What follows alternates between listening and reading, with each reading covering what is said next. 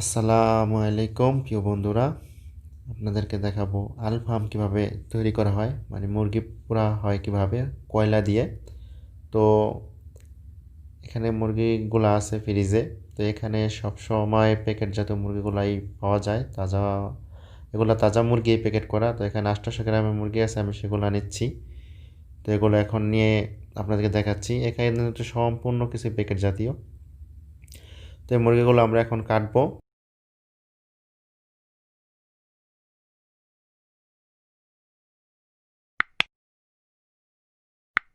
মুরগিগুলো কেটেছি এবং সুন্দর করে পিস, একটা মুরগি 2 পিস করছি, আধা আধা, যেটাকে নোস বলা হয়। তো এগুলা কেটে আমরা এখন ধুবো, ধুইয়া সুন্দর করে একটু ঠান্ডা করে রাখবো। তো এখন মশলা মাখবো। তো আপনাদেরকে দেখাচ্ছি যে এখন আমরা মশলা মাখবো।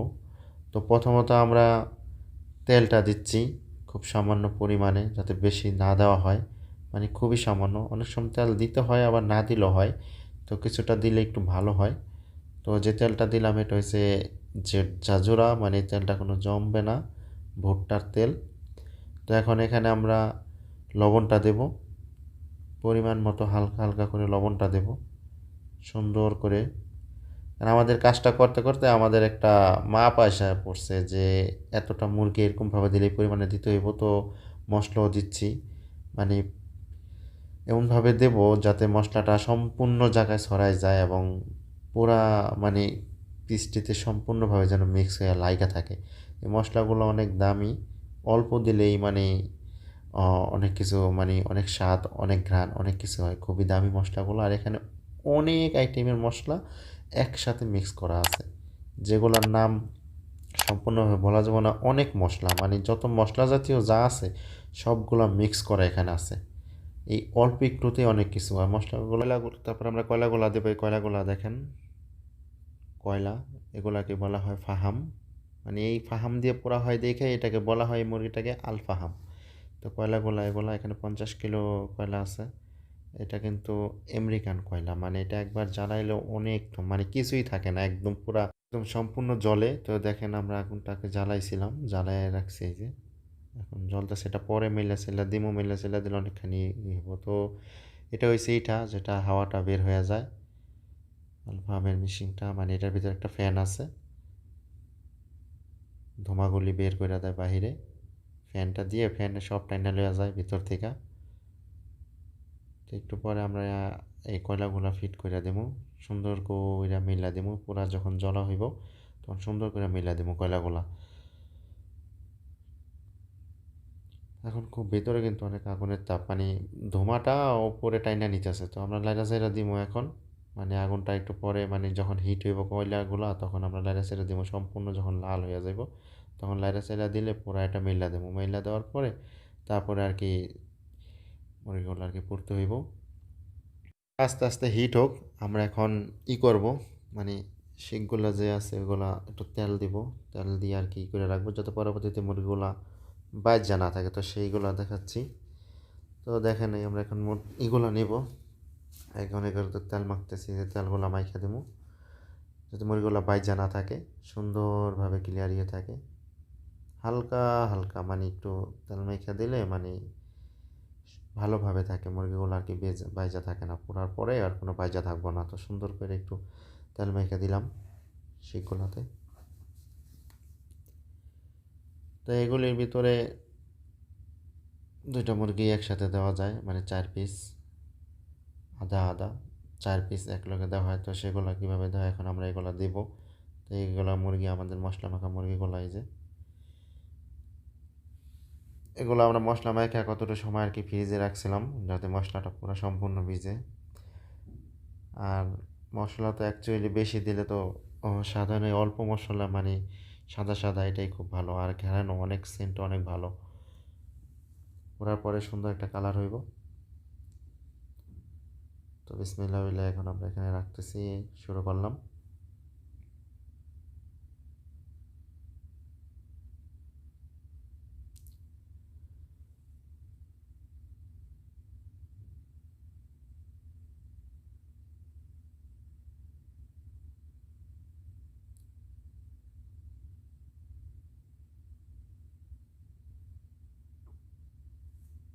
একটা শিকের 4টা পিস, 2টা মুরগি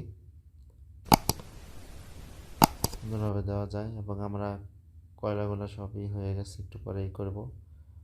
একদম পুরো যখন গরম হবে ফিট করার পরে তখন আর কি রাখবো। একসাথে আমরা 4টা মুরগি পরবো। তো এখানে আছে 2টা, পরে ওই শিকের ভিতরে আবার 2টাই করব। অনেক সময় এই হলে আমরা 6টা মানে 8টা, ওখানে যেইটা আছে মানে 6টা 8টা মুরগি একসাথে পোড়ানো যায়। তো আমরা আজকে এখানে 4টা গাঁথতেছি, 2টা 2টা 4টা, পরবর্তীতে 3টা 6টাও গাঁথতে পারি। তো এখন 4টা গাঁথতেছি। তো এই আরেকটা লাস্ট 4টা।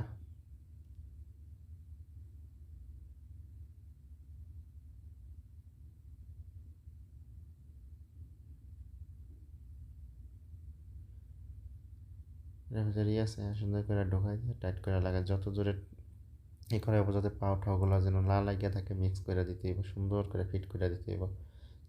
এই যে কয়লাগুলা, এখন এগুলো আমরা একটু মেল্লা সেল্লা দিমু। মেল্লা সেল্লা দিলে আর কি সুন্দর হইব, মানে ফিট হইব। কয়লাগুলো একদম লালচে হয়ে গেছে, লাল হয়ে গেছে। এখন আমরা এগুলো মেল্লা দিমু, সুন্দর করে মেল্লা দিমু। এই মেল্লা দিলাম। তো মেলার পরে দেখেন ময়লা টয়লা থাকলে এগুলো একটু মুছা মুছা দিমু, যাতে ময়লা না থাকে। কারণ এই শিকগুলা দিলে ওগুলো তোমার ময়লাগুলো থাকবো, এই জন্য পরিষ্কার করে দিলাম। কয়লাগুলো সুন্দর করে ফিট করে দিছি, খুব সুন্দর হয়েছে। এখন এখানে আমরা আস্তে আস্তে মানে বুঝা এখন আমরা এগুলা দিব। দিলাম, একটা দিছি, আরেকটা, 2টা 3টা দেওয়া যাবে, 3টা সিস্টেম আছে। তো 2টা দিলাম, আর 2টা আস্তে আস্তে হোক, লাড়াচাড়া হোক, লাড়াচাড়া দিব আর কি। তো দেখেন সুন্দর, এই যে 3টা জায়গা আছে, 2টা দিছি, একটা দিমও পরে। 4টা শিক একসাথে দেওয়া যায়, এটার মাপে 4টা শিক একসাথে দেওয়া যায়। এগুলো অনেক হয়ে গেছে, এখন উল্টাই দিমু। আগে উল্টাই দিছি, এখন উল্টাই দিমু। প্রায় হয়ে আসছে, দেখেন কি সুন্দর কালার। একটু পরে নামাই ফেলামু, হয়ে গেছে মোটামুটি প্রায়। মাশাআল্লাহ, অনেক সুন্দর হয়েছে। তো এখন এগুলো আমরা নামামু, হয়ে গেছে। তো দেখেন দুটোটাই হয়ে গেছে। আস্তে আস্তে এখন করবো, খুলবো। কিছুটা বাইজা আছে, ওগুলো একটু চাকুতে জাতা দিলে যে কোনো কিছু এখন সুন্দর করে খুললা দেবো। কারণ আগে তেল মারছি, তেল মাইরা রাখছি, মানে এই জন্য তেলটি মাইখা দিছি যাতে না বাইজা থাকে। দেখছেন তেলগুলো মারার কারণে কি সুন্দর এখন মনে করে, কিন্তু খুব সহজেই উঠে গেছে। কত সুন্দর কালার, মানে বেশি পোড়া নাই টোড়া নাই, কিন্তু সুন্দর হয়েছে। কিন্তু এখানে যেরকম মানে হয়েছে, ঘ্রাণটা অনেকই, ঘ্রাণটা তো বুঝতে পারছি না, কিন্তু মুরগিগুলো পুলে যে ধোঁয়াটা বের হয় যেখান থেকে, হাওয়াটা, ওখানে ঘ্রাণ মানে প্রচুর। ওই ঘ্রাণটা মানে যে দূর ধোঁয়াটা উড়ে ওর দূর ঘ্রাণটা যায়।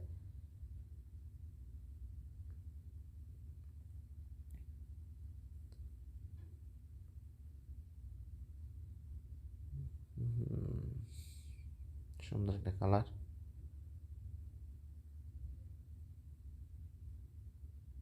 এগুলো হচ্ছে আমরা মানে এই সাহানগুলোতে মানে রাখছি যাতে গরম থাকে।